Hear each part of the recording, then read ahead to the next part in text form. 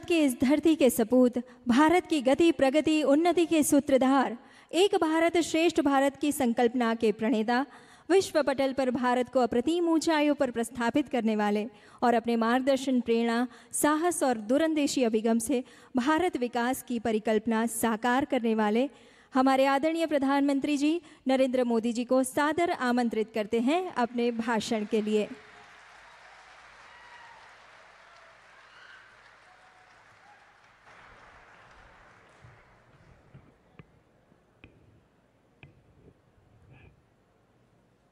मंच पर विराजमान गुजरात के राज्यपाल श्रीमान ओम प्रकाश कोहली जी,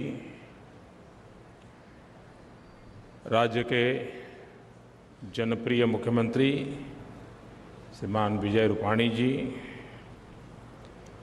केंद्र में मंत्रिपरिषद के मेरे साथी श्रीमान सुरेश प्रभु जी, राज्य सरकार के मंत्री श्रीमान आत्माराम परमार जी, रेलवे बोर्ड के सदस्य श्री ए.के. मित्तल जी, राज्य के मुख्य सचिव डॉक्टर जे.एन. सिंह, प्यारे भाइयों और बहनों, केम छो?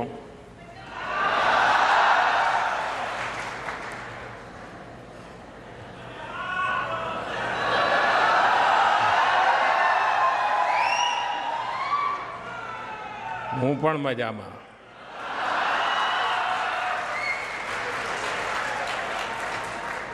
અને દેશ પણ મજામાં।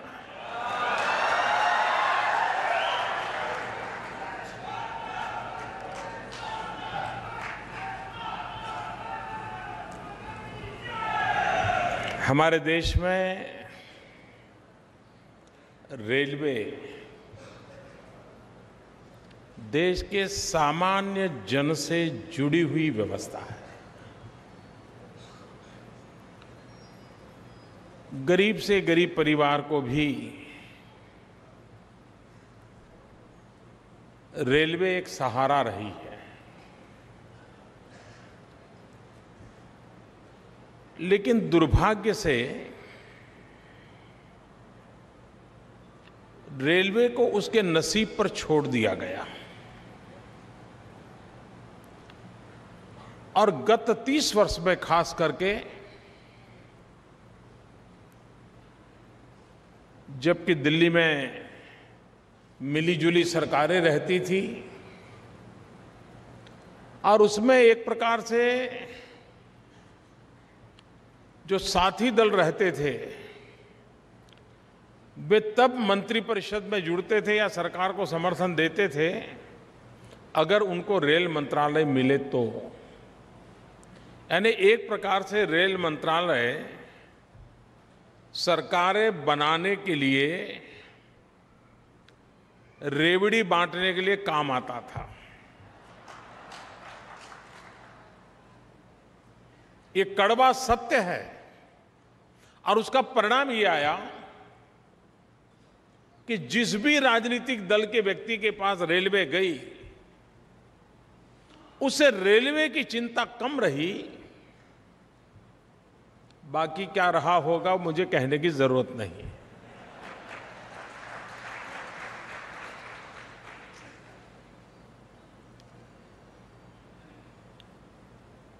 इस सरकार ने रेलवे को प्राथमिकता दी है। रेलवे का विस्तार हो, रेलवे का विकास हो, रेलवे आधुनिक बने और रेलवे जन सामान्य की जिंदगी में एक क्वालिटेटिव चेंज के साथ मददगार कैसे बने। और आपने पिछले 2.5 साल में रेलवे के कार्यकलाप को देखा होगा तो आपको ध्यान में आता होगा, पहले की तुलना में बजट डबल कर दिया गया। ये छोटी बात नहीं है। और रेलवे का उपयोग गरीब से गरीब को होता है, इसलिए इतना बड़ा बजट रेलवे के लिए खर्च करने का तय किया। पहले अगर दिन में डबलिंग का काम साल भर में कुछ किलोमीटर होता था, तो आज डबलिंग का काम पहले से 2 गुना 3 गुना हो रहा है। पहले रेलवे में गेज कन्वर्जन का काम, मीटर गेज से ब्रॉड गेज बनाना, नैरो गेज से ब्रॉड गेज बनाना, ये काम आखिरी तबके में रहता था, उसको प्रायोरिटी दी गई। पहले की तुलना में उसको अनेक गुना अधिक सफलता पाई। रेलवे डीजल इंजन से चले, कोयले से चले, एनवायरनमेंट के प्रश्न, डीजल से चले तो दुनिया भर से, विदेश से डीजल इंपोर्ट करना पड़े, एनवायरनमेंट की भी रक्षा हो, विदेशी मुद्रा भी न जाए, डीजल से रेलवे को जल्दी से जल्दी इलेक्ट्रिफिकेशन की तरफ कैसे ले जाया जाए। बहुत बड़ी मात्रा में तेज गति से आज रेल लाइनों का इलेक्ट्रिफिकेशन हो रहा है, रेल इंजन, इलेक्ट्रिकल इंजन बनाने का काम हो रहा है। आजाद हिंदुस्तान में सबसे बड़ा फॉरेन डायरेक्ट इन्वेस्टमेंट रेलवे के क्षेत्र में आया है और 2 बड़े लोको इंजीनियरिंग मैन्युफैक्चरिंग के काम के लिए वो काम आने वाला है। भविष्य में वो पूरे रेलवे की गति बदलने वाले इंजन बनाने का काम होने वाला है। इन सारी बातों के साथ साथ सफाई से लेकर के रेलवे में सुविधा, उसको बल दिया गया। बायो टॉयलेट, वरना हम जानते हैं कि स्टेशन पे रेल की पटरियां गंदगी से भरी रहती है। बहुत तेजी से उस पर काम बल दिया, बहुत बड़ा खर्चा है, लेकिन ये तत्काल ना दिखे, लेकिन लंबे अरसे तक बड़ा लाभ करने वाला, स्वास्थ्य की दृष्टि से एक परिवर्तन का प्रयास, उस दिशा में बड़ा बल दिया है। रेल की गति कैसे बढ़े, वरना पहले से चल रहा है, चलती थी, बैठे हैं, उतर जा सकते हैं, फिर दौड़ करके चढ़ जा सकते हैं, ये सब बदला जा सकता है। स्पेशल मिशन मोड में काम चल रहा है कि एग्जिस्टिंग जो व्यवस्था है उसमें क्या सुधार करें ताकि रेल की गति बढ़ाई जाए। टेक्नोलॉजी में परिवर्तन ला रहे हैं, विश्व भर से टेक्नोलॉजी की दृष्टि से लोगों को जोड़ रहे हैं कि सेफ्टी एक बहुत बड़ी चिंता का विषय है और चुनौती भी है। विश्व में टेक्नोलॉजिकल परिवर्तन इतना हुआ है कि रेलवे को सुरक्षित बनाया जा सकता है। बहुत बड़ी मात्रा में बजट खर्च करके कंपार्टमेंट हो तो उसको भी किस प्रकार से सुरक्षा दी जाए, उसके लिए चिंता और व्यवस्थाएं आगे बढ़ रही है। फ्रेट कॉरिडोर, रेल दुनिया में 70% कार्गो माल सामान रेल से जाता है, 30% रोड से जाता है। हम ही एक ऐसे देश हैं कि जहां 15-20% रेल से जाता है, 70-80% रोड से जाता है। और जब रोड से कार्गो जाता है तो बहुत महंगा हो जाता है। अगर कोई सोचे कि गुजरात में पैदा होने वाला नमक जम्मू कश्मीर तक जाए और बाय रोड जाए तो वो इतना महंगा हो जाएगा, कोई खरीद नहीं सकता। और इसलिए रेल के माध्यम से जितना ज्यादा कार्गो ट्रांसपोर्ट होगा, गरीब से गरीब व्यक्ति को सस्ता मिलेगा। और इसलिए कार्गो को बढ़ाने की दिशा में काम चल रहा है। मैंने रेलवे के लोगों को काम दिया था, आते ही मैंने कहा नमक रेलवे का जो कंटेनर होता है उसकी अपना वेट 16 टन होता है और फिर उसमें मुश्किल से 2 टन 3 टन नमक आता है। मैंने कहा 16 टन का कंटेनर 6 टन का हो जाता है क्या? अगर वो 6 टन का हो जाए तो 12 टन नमक जाएगा, और नमक जाएगा तो नमक जहां पहुंचेगा वहां मुफ्त में मिलना शुरू हो जाएगा, और नमक पैदा करने वालों का नमक भी बहुत जल्दी पहुंच पाएगा। रेलवे ने डिजाइन तैयार की है नमक ले जाने के लिए कैसे कंटेनर हो ताकि वेट कम हो।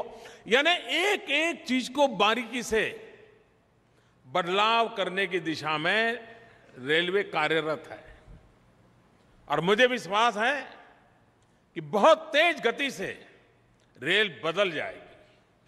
सामान्य मानवी को सुविधा तो बढ़ेगी, दूर सुदूर इलाकों में रेलवे पहुंचेगी, भारत के बंदरों के साथ रेल जुड़ेगी, भारत की खदानों के साथ रेल जुड़ेगी, भारत के उपभोक्ता के साथ रेल जुड़ेगी, लेकिन साथ साथ आर्थिक दृष्टि से भी रेलवे स्टेशन जो भी है हार्ट ऑफ द सिटी है। वो जमीन इतनी वैल्यूएबल है लेकिन आसमान खाली पड़ा है। तो बड़ी समझदारी का विषय है कि भले नीचे रेल जाए, अरे ऊपर एक 10 मंजिला 25 मंजिला चीजें बना दो, वहां पर मॉल हो, थिएटर हो, होटल हो, बाजार हो, रेल के ऊपर चलता रहेगा, नीचे रेल चलती जाएगी, जगह का डबल उपयोग होगा, रेल को इनकम बढ़ेगी, इन्वेस्टमेंट करने वाले इन्वेस्टमेंट करने आएंगे। गुजरात में हम लोगों ने सफल प्रयोग किया, बस स्टेशन का पब्लिक प्राइवेट पार्टनरशिप मॉडल के आधार पर डेवलपमेंट किया। आज गरीब से गरीब बस अड्डे पर जाता है, उसको वही सुविधा मिलती है जो अमीर लोग एयरपोर्ट पर जाते हैं। वो गुजरात ने करके दिखाया है। आने वाले दिनों में हिंदुस्तान में हजारों रेलवे स्टेशन हैं जिसका इस प्रकार का डेवलपमेंट हो सकता है। आप सबको याद होगा जिस दिन ये महात्मा मंदिर का शिलान्यास किया था, गोल्डन जुबिली ईयर था गुजरात का 2010 में, और 1 मई के दिन इसी जगह पर बोलते हुए मैंने कहा था कि महात्मा मंदिर आज जो नींव डाली गई है, और मैं साफ देख रहा हूं एक दिन ऐसा आएगा जब इसी महात्मा मंदिर में विश्व के दिग्गज लोग बैठ करके विश्व शांति की चर्चा करते होंगे। महात्मा गांधी के नाम से जुड़ा हुआ महात्मा मंदिर, लेकिन उस महात्मा मंदिर को तो हमने बना दिया, इतना तेजी से बना दिया। अब उन व्यवस्थाओं की जरूरत है कि इस प्रकार के दुनिया के दिग्गज आकर के ठहरे। ये रेलवे स्टेशन पे जो होटल बन रहा है, इसमें आने वाले लोग स्वाभाविक रूप से महात्मा मंदिर के कन्वेंशन सेंटर का उपयोग करेंगे, रुकेंगे यहाँ, मीटिंग करेंगे वहां, और हेलीपैड ग्राउंड पे प्रदर्शनी होगी। यानी एक प्रकार से पूरा कॉरिडोर, रेलवे हो, महात्मा मंदिर हो, हेलीपैड का इलाका हो, ये पूरा का पूरा एक पूरे हिंदुस्तान के बिजनेस एक्टिविटी का एक मैग्नेटिक सेंटर बनने की संभावना मैं देख रहा हूं। और इसलिए रेलवे स्टेशन पर बन रहा है इंफ्रास्ट्रक्चर। रेलवे तो जा ही रही थी, जमीन पड़ी थी, लेकिन उसका इसके साथ जोड़ करके उपयोग करना, और जिसके कारण महात्मा मंदिर पर 365 दिन में 300 दिन तक बिजी रहे, ऐसी इसके साथ सीधी सीधी संभावना बनी है। विश्व स्तर के कोई कार्यक्रम करने हैं, उसके लिए भी संभावना इसके साथ पैदा हो रही है, और रेलवे के विकास का भी ये आधार बनती है। ये हिंदुस्तान का पहला प्रकल्प आज गांधीनगर शुरू हो रहा है, आने वाले दिनों में हिंदुस्तान के और स्थान पर भी आगे बढ़ेगा। हमारे सुरेश प्रभु जी ने रेलवे स्टेशनों पर वाईफाई की सुविधा दी है। डिजिटल इंडिया का जो सपना है उसका पूरा करने की दिशा में काम हो रहा है। कुछ लोगों को होती है, हिंदुस्तान के गरीब लोग हैं, उनको क्या समझ होगा, आपको हैरानी होगी, भारत की रेलवे में 60-70% लोग ऑनलाइन टिकट परचेज करते हैं। 60-70% हुआ, ऑनलाइन टिकट परचेज करते हैं। ये हिंदुस्तान की ताकत है। सामान्य मानवी जो रेल जाता है वो भी आज ऑनलाइन रेलवे की टिकट बुकिंग करा रहा है और ले रहा है। वाईफाई के कारण अनुभव आया कि आज हिंदुस्तान में और विश्व के सब लोगों का एनालिसिस, अभी गूगल के लोग आए तो वो चर्चा कर रहे थे, भारत के रेलवे स्टेशन पर वाईफाई की जो कैपेसिटी है वो शायद दुनिया में सबसे ज्यादा है स्टेशन के इलाके में। और उसका परिणाम ये हुआ है कि बहुत सारे स्टूडेंट्स जो ऑनलाइन पढ़ाई करना पसंद करते हैं, चीजें डाउनलोड कर करके एजुकेशन के लिए उपयोग करते हैं, वो कोशिश करते हैं रेलवे स्टेशन पर पहुंचा जाए और अपने कंप्यूटर पर बैठ करके वो मुफ्त का काम हो जाता है और उसको दुनिया की जो चीज चाहिए उपलब्ध हो जाती है। यानी एक व्यवस्था कैसे बदलाव ला सकती है, इसका उदाहरण 2.5 साल के अंदर हिंदुस्तान की रेलवे ने करके दिखाया है। उसी के तहत आज गुजरात में पूरे देश के लिए उपयोगी ऐसा एक प्रकल्प का प्रारंभ हो रहा है जो आने वाले दिनों में हिंदुस्तान के और शहरों में भी होगा। और रेलवे को नई ऊंचाइयों पर ले जाना, रेलवे को सामान्य मानव की सुविधा का एक माध्यम बनाना, और रेलवे है जो देश को गति भी देती है, रेलवे है जो देश को प्रगति भी देती है।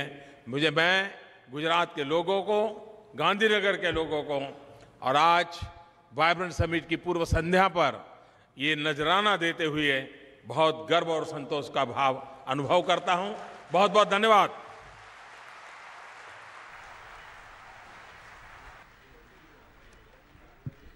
बहुत बहुत धन्यवाद माननीय प्रधानमंत्री जी आपका इस प्रेरणा और मार्गदर्शन के लिए, और सभी मंचस्थ महानुभावों का भी हम इस अवसर पर बहुत बहुत धन्यवाद करते हैं। आओ जोरदार ताड़ीओथी, हर्षनादथी આપણે સૌ આભાર માનીએ માનનીય વડાપ્રધાન શ્રી નરેન્દ્રભાઈ મોદીજીનો। ખૂબ ખૂબ આભાર। રેલવેના આધુનિકીકરણના હિમાયતી માનનીય વડાપ્રધાન શ્રી નરેન્દ્ર મોદીજીએ આજે ગાંધીનગર રેલવે સ્ટેશનને વર્લ્ડ ક્લાસ સ્ટેશનમાં પરિવર્તિત કરવાના પ્રોજેક્ટના શ્રી ગણેશ કર્યા છે। ખૂબ ખૂબ આભાર, ખૂબ ખૂબ વધાવીએ।